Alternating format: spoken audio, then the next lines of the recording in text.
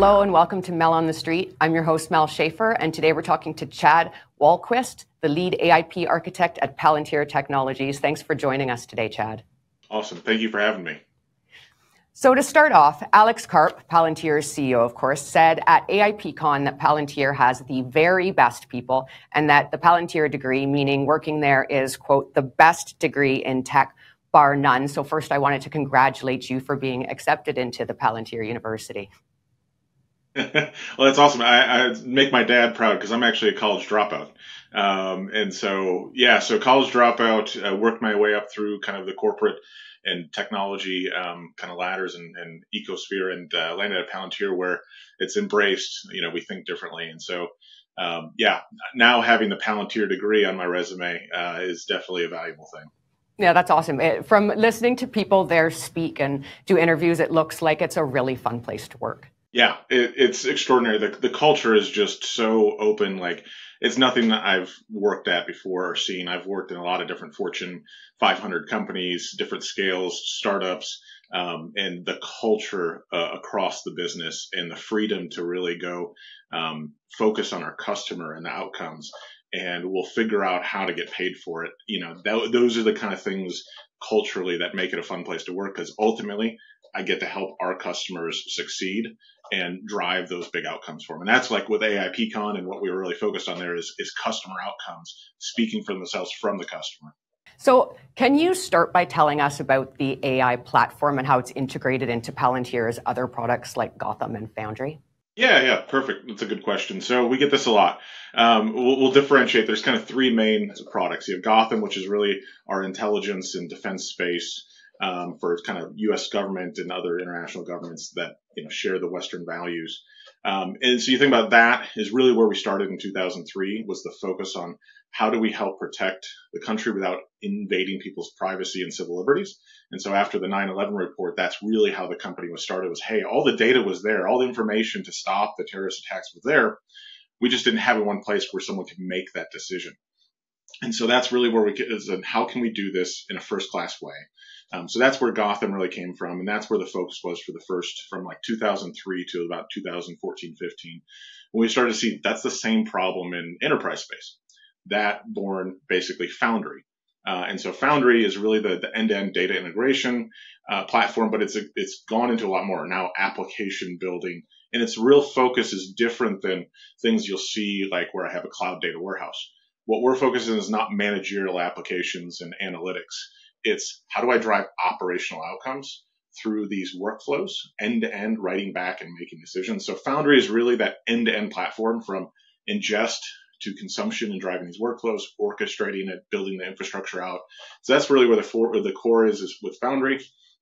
And then AIP, the newest platform, our artificial intelligence platform, that is basically on top of and integrated with Foundry. So if you have AIP, you have Foundry, right? And so AIP is all the new generative AI tooling embedded across the platform. So whether it's an AIP assist to help you get stuff done, you can build your own assist for your customers.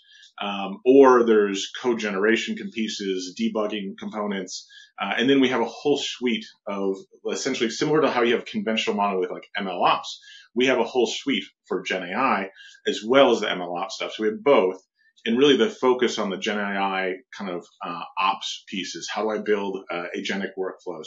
How do I evaluate and scale them? How do I get them to production? Because that's ultimately our end goal, is not a proof of concept. It's the proof of value through doing it and getting it into production. And so that's where AIP fits into the ecosystem. So AIP, I have Foundry.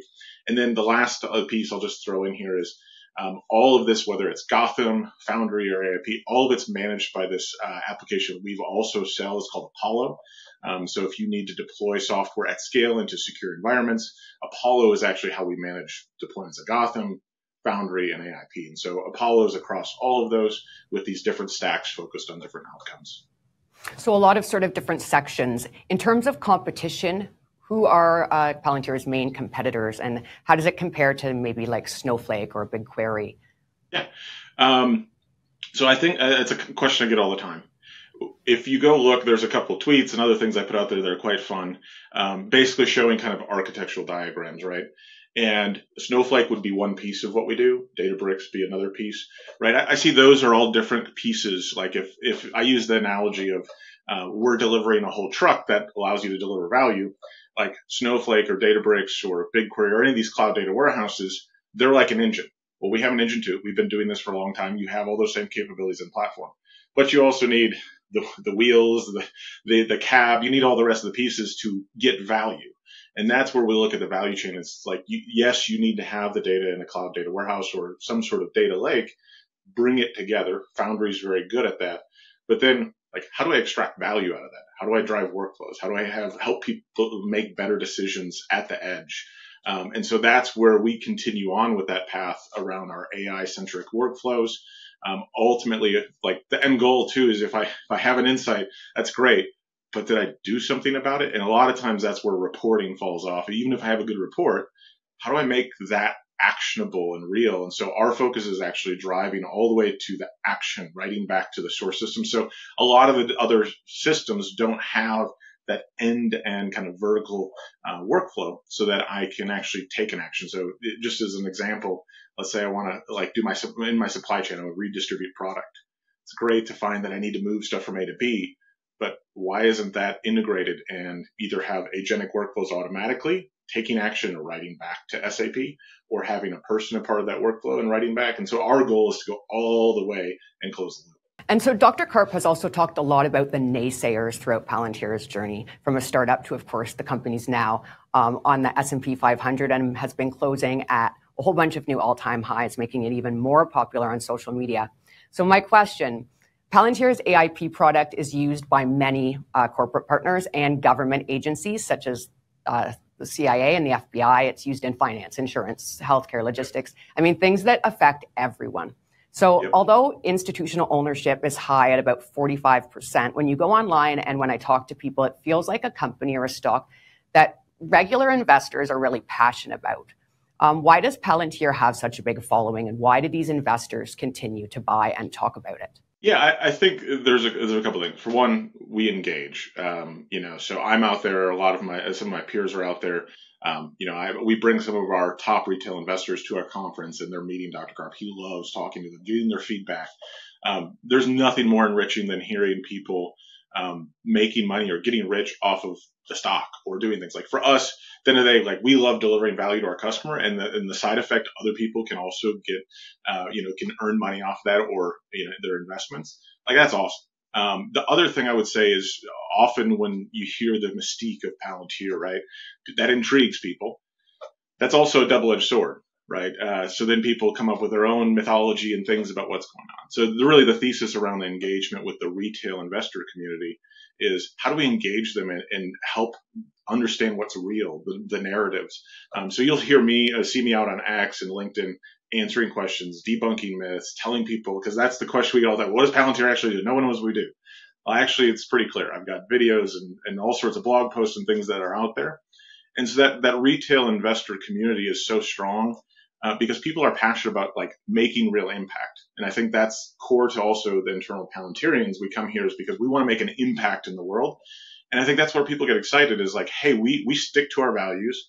We're out there trying to make a real impact. We're not just trying to sell you this widget of a SaaS product. End goal is to do something that is super impactful in the world.